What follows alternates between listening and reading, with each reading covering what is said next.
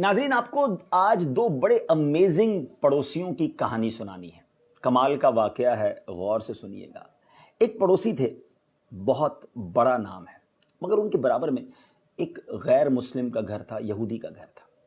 یہ مسلمانوں کے بزرگ ہیں اور برابر میں غیر مسلم کا گھر ہے۔ وہ غیر مسلم سفر پر گیا تو اس کے گھر میں لائٹ نہیں تھی، چراغ کے لیے پیسے بھی نہیں تھے، ساری رات ان کا بچہ روتا رہتا تھا۔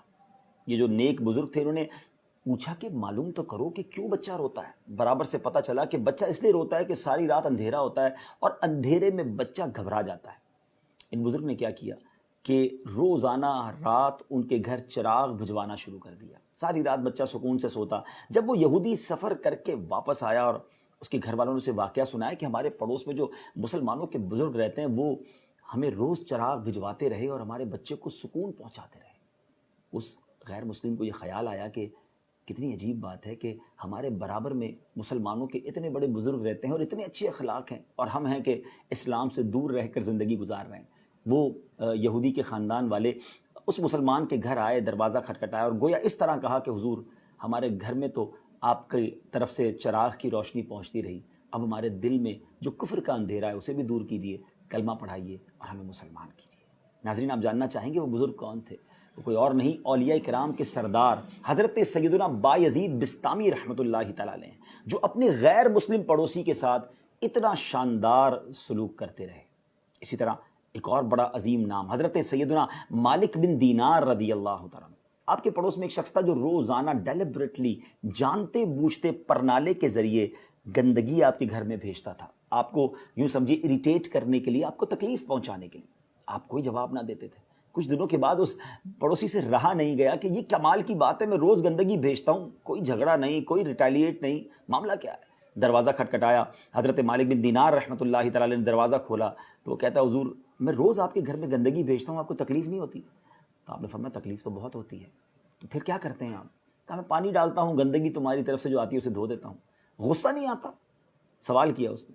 میرے غصہ بھی بہت آتا ہے، غصہ آتا ہے مگر میں اسے پی لیتا ہوں، کیونکہ ہمارے قرآن مجید فرقان حمید میں ہمارا رب فرماتا ہے وَالْكَاظِمِينَ الْغَيْظَ وَالْعَافِينَ عَنِ النَّاسِ وَاللَّهُ يُحِبُّ الْمُحْسِنِينَ۔ ترجمہ کیا ہے؟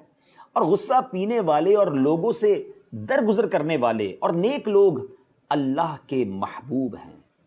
اب اس غیر مسلم نے کیا کیا؟ اس نے گویا اس طرح عرض کی کہ حضور، گھر کی گندگی جو میں نے آپ کے گھر میں بھیجی وہ تو آپ نے پانی ڈال کر دھو دی، اسے بعد میں دھوئیے گا، پہلے میرے جو سینے میں کفر کی گندگی ہے اسے دھوئیے۔ کلمہ پڑھ کر مسلمان ہو گیا۔ ناظرین، یہ دونوں واقعات ہمارے لیے کیا میسج لیے ہوئے ہیں کہ پڑوسی کے کتنے حقوق ہیں، اور ہمارے بزرگان دین وہ ہیں کہ جو غیر مسلم پڑوسیوں کے ساتھ، تکلیف پہنچانے والے پڑوسیوں کے ساتھ بھی ایسا رویہ رکھتے تھے کہ وہ کلمہ پڑھ کر مسلمان ہو جاتے۔ مگر کیا ہمارا مسلمان پڑوسی ہم سے مطمئن ہے؟ یاد رکھیے، روایتوں میں مضمون ملتا ہے کہ تم میں بہترین وہ ہے جس کا پڑوسی اس سے راضی ہو۔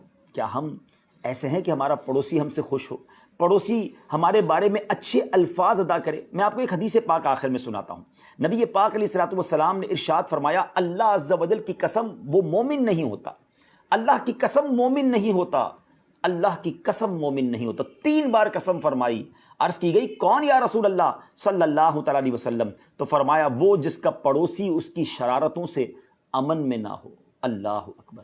ذرا غور کیجئے ناظرین، یہ ہے پڑوس کے حقوق۔ اللہ کرے کہ ہم اپنے پڑوسیوں کے حقوق صحیح طریقے سے ادا کرنے میں کامیاب ہوں۔ نبی پاک علیہ الصلوۃ والسلام ایک بار صحابہ کرام کے ساتھ بیٹھے تھے، صحابہ کرام کو پڑوسیوں کے حقوق بیان کرنا شروع کیے۔ صحابہ کہتے ہیں اتنے حقوق بیان کیے کہ ہمیں یہ خیال ہونے لگا کہ نبی پاک شاید وراثت میں بھی پڑوسی کے حق بیان کر دیں گے۔ اب ہمیں یہ غور کرنا ہے، ہمارے پڑوسی ہم سے راضی ہیں، یہ تکلیف میں ہیں، اگر وہ تکلیف میں ہیں تو ان کو راضی کرنا